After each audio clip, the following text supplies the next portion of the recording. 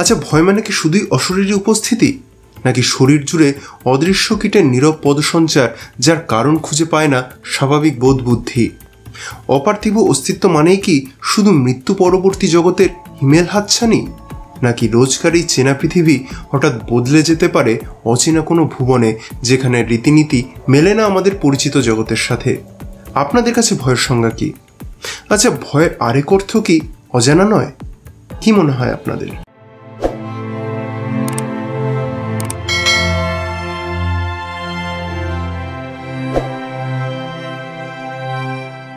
Hello বন্ধুরা, BM বুক রিভিউর একটি নতুন এপিসোডে সকলকে স্বাগত জানাই। আজকের শুরুতেই ভয় নিয়ে অনেক প্রশ্ন আপনাদের সামনে তুলে ধরলাম, কিন্তু কেন? তার কারণ আমি রিসেন্টলি এই বিষয়ের উপর এমন একটি বই পড়ে উঠলাম যা এই প্রশ্নগুলিকেই আমার সামনে তুলে ধরেছিল, এবং সত্যি বলছি, এই বইটি পড়লে আপনাদের মনেও এই প্রশ্নগুলি অবশ্যই জাগবে। আসলে সৃজিতবাবুর লেখনী সত্যি এতটাই ক্ষুরধার যে এই প্রশ্ন জাগবেই, সে নিয়ে আমার বিন্দুমাত্র সন্দেহ নেই। কিন্তু কি সেই বই? সেটা হচ্ছে অলীক নক্ষত্রের গাথা। সৃজিতবাবুর লেখা এই বইতে রয়েছে 4টি লাভক্রাফটিয়ান হরর কাহিনী, এবং তাতে এই প্রশ্নগুলিই কিন্তু বারবার উঠে এসেছে। সাধারণ ভৌতিক গল্পগুলির থেকে এই লাভক্রাফটিয়ান ঘরানার ভয়ের গল্পগুলি একদম আলাদা, কারণ এর মধ্যে ভয় আসে অজানা জায়গা থেকে, অজানা এন্টিটি থেকে। ব্যাপারগুলো ভালোভাবে বোঝাতে গেলে গল্পগুলির সারাংশ বললে বেটার হবে। আমি প্রতিটা গল্পের সারাংশ নন স্পয়লারভাবে বলে গল্পগুলি কোনটি কেমন লাগলো সেটা বলে দিচ্ছি। প্রথম কাহিনী হচ্ছে আত্মজ। মানসিক রোগের ডাক্তার লিউক তার কর্মজীবন থেকে ক্ষণিকের বিরতি নিয়ে ছুটি কাটাতে এসেছে এক সমুদ্রের ধারে। নির্জন এই জায়গার নির্জনতা তাকে সব থেকে বেশি আকৃষ্ট করেছে। তবে তার সাথে একটা বিষয় হয়, সে মাঝে মাঝেই সমুদ্রের থেকে অদ্ভুত কিছু শব্দ শুনতে পায়, যেটা আর কেউ শুনতে পায় না। এছাড়া সেই জায়গায় রয়েছে একটি বাড়ি, যা নিয়ে লিউকের খুবই আগ্রহ। কিন্তু সেই বাড়িতে যেতে লিউকের হোমস্টের কেয়ারটেকার সাবধান করে, কারণ সেই বাড়ির মালিক নাকি পাগল। কিন্তু লিউক তার সাবধানবাণী উপেক্ষা করে চলে যায় সেই বাড়িতে থাকা ব্যক্তির সাথে দেখা করতে, এবং তারপরে সারা জীবনের মতন তার লাইফ বদলে যায়, এবং তার সাথে বদলে যায় সারা পৃথিবীর ভবিষ্যৎ। কিন্তু লিউক সেখানে গিয়ে কি পেল যার ফলে এরকম বিষয় ঘটে গেল? আর যেটা ঘটলো সেটা ভালোর জন্য ঘটলো, নাকি তার ফলে এই পৃথিবীর বুকে নেমে আসতে চলেছে এক প্রবল বিপর্যয়? জানতে হলে পড়তে হবে এই গল্পটি। সত্যি বলছি, সৃজিতবাবুর লেখনের ক্ষমতা এই কাহিনী পড়ার সাথে সাথেই আমি অনুভব করতে পেরেছি। এক অপূর্ব সুন্দর সাবলীল তার সাহিত্যের ছন্দ, যেন গদ্য আকারে তিনি এক দারুণ সুন্দর কবিতা লিখেছেন। এই লেখনী পড়ার পর আমার ওনার লেখা নিয়ে একটা আলাদা এক্সপেকটেশন তৈরি হয়, এবং সব থেকে বড় কথা, গল্পটিও তিনি টান টান লিখেছেন, যার ফলে কাহিনী একবার পড়া শুরু করলে কখন যে শেষ হয়ে যায় বুঝতে পারা যায় না।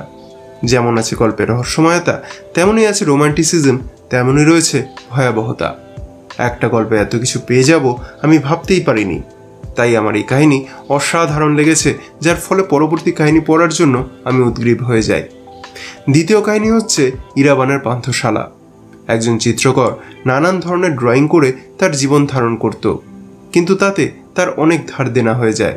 এদিকে তার পূর্বপুরুষ ছিল অনেক বিত্তবান, ফলে সে তার উত্তরাধিকার সূত্রে প্রাপ্ত দুর্গ থেকে গুপ্ত সোনাদানা পাওয়ার নানান রকম চেষ্টা করে, যাতে সে ধার দেনা শোধ করতে পারে।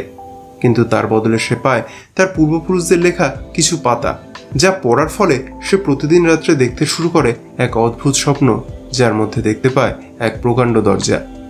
কিন্তু সেই দরজার উপরে কি আছে সে দেখতে পায় না। তার অনুসন্ধিৎসু মন সেই দরজার ওপারে যাওয়ার রাস্তা বাস্তবে খুঁজতে থাকে, যার ফলে তার অবস্থা হয় আরও দুর্বিষহ। এমনই একদিন একজন অদ্ভুত মানুষ এসে তাকে বলে তার পিছু আসতে, তাহলে সে তার প্রশ্নের উত্তর পাবে। এরপরেই সেই চিত্রকরের জীবন বদলে যায়, এবং তার সামনে খুলে যায় এক অপার্থিব সত্তার অস্তিত্ব। তারপর জানতে হলে পড়তে হবে এই কাহিনীটি।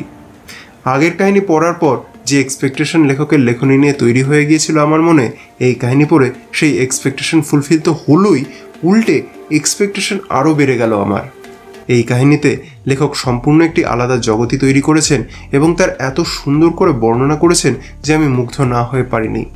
তার সাথে সাথে এই গল্পেও সেই রহস্যময়তা, ভয়াবহতা একই সাথে বিদ্যমান রয়েছে, যেটা এক্সপেক্ট করেছিলাম।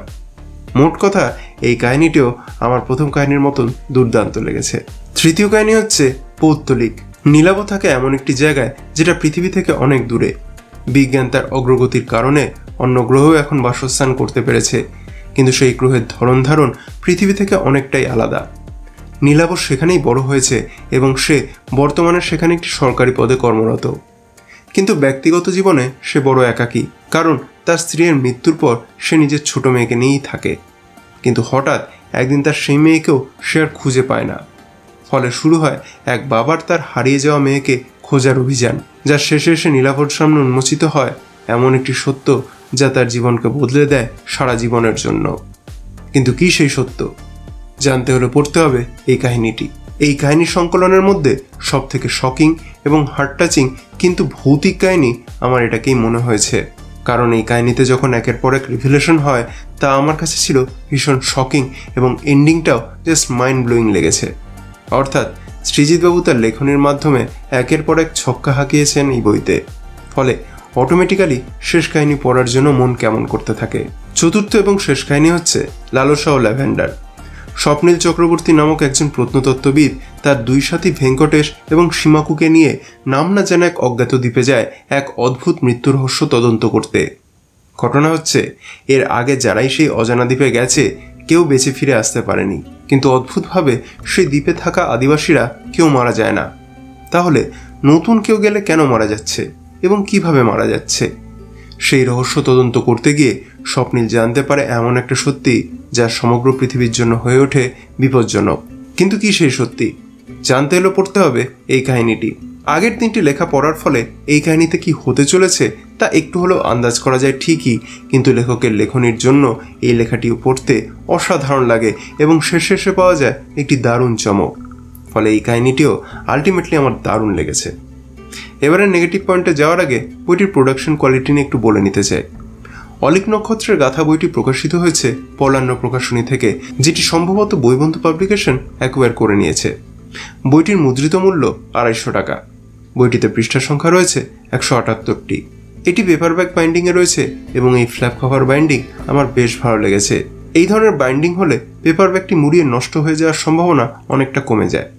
বইটির পেজ এবং প্রিন্টিং কোয়ালিটি আমার অসাধারণ লেগেছে। বইতে যে সাইজের ফন্ট ইউজ করা হয়েছে তাও আমার কাছে একদম পারফেক্ট বলেই মনে হয়েছে। পড়তে গিয়ে কারোরই কোনো সমস্যা হওয়ার কথা নয়। বইটি প্রচ্ছদ করেছেন তমজিৎ দেব। ওনার করা এই প্রচ্ছদ আমার বেশ ভালো লেগেছে, কারণ উনি প্রচ্ছদে সেই লাভক্রাফটিয়ান ঘরানার বিষয়গুলিকেই তুলে ধরেছেন, যদিও কাহিনীর সাথে প্রচ্ছদের সেরকম কোনো মিল নেই, শুধুমাত্র থিম ছাড়া। এবারে আসি অলঙ্করণের বিষয়ে। এই বইতে বেশ কিছু অলঙ্করণ রয়েছে এবং সেগুলি করেছেন ইন্দ্রজিৎ কর্মকার। অলঙ্করণগুলি একটু অন্যরকম, তার কারণ প্রতিটা অলঙ্করণই কালো ব্যাকগ্রাউন্ডে করা। এই বিষয়টি আমার বেশ ইউনিক লেগেছে। তবে হ্যাঁ, কিছু ক্ষেত্রে সেটা এতটাই কালো হয়ে গিয়েছে যে কিছু জায়গাতে ছবিটা হালকা মারক হয়ে গিয়েছে।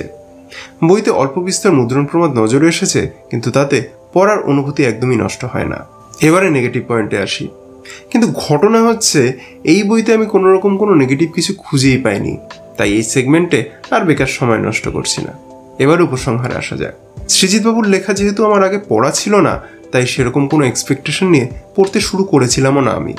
কিন্তু এই কাহিনী সংকলন পড়ার পর আমি বলতে বাধ্য হচ্ছি, এটি আমার পড়া ওয়ান অফ দি আন্ডাররেটেড বই।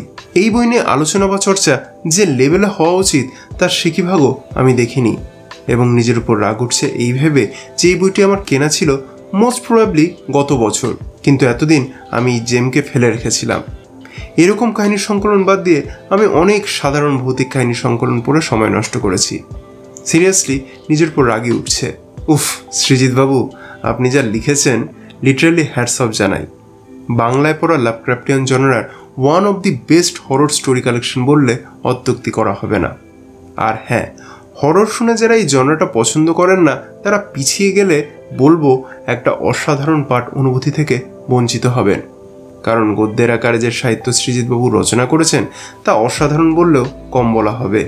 তাই হরর প্রেমী পাঠকদের জন্য তো অবশ্য পাঠ্য বটেই, এমনকি যারা ভালো সাহিত্য পড়তে পছন্দ করেন তাদেরও এই কাহিনীর সংকলন পড়তে ভালো লাগবে বলেই আমার বিশ্বাস। আমার সমস্ত দর্শক বন্ধুদের এই পড়ার জন্য 100% রেকমেন্ড করছি। আশা করি নিরাশ হবেন না। তবে হ্যাঁ, এই বইটি কিন্তু সম্পূর্ণভাবে প্রাপ্তবয়স্ক বা প্রাপ্তবয়স্ক পাঠকদের জন্যই লেখা হয়েছে। তো বন্ধুরা, এই ছিল আজকের পাঠক প্রতিক্রিয়া। আপনি যদি অলরেডি বইটি পড়ে থাকেন তাহলে আপনার কেমন লেগেছে কমেন্ট করে জানাবেন। আর আমার এই কাজ যদি ভালো লেগে থাকে তাহলে ভিডিওটি লাইক এবং কমেন্ট করার এবং শেয়ার করার অনুরোধ রইল। আর হ্যাঁ, আমার চ্যানেলে যদি নতুন এসে থাকেন আর আমার কাজ দেখে যোগ্য বলে মনে হয় তাহলে আমার চ্যানেল বিএম বুক রিভিউ সাবস্ক্রাইব করে আমায় সাপোর্ট করার অনুরোধ রইল। দেখা হবে পরবর্তী ভিডিওতে। সকলে ভালো থাকবেন, সুস্থ থাকবেন।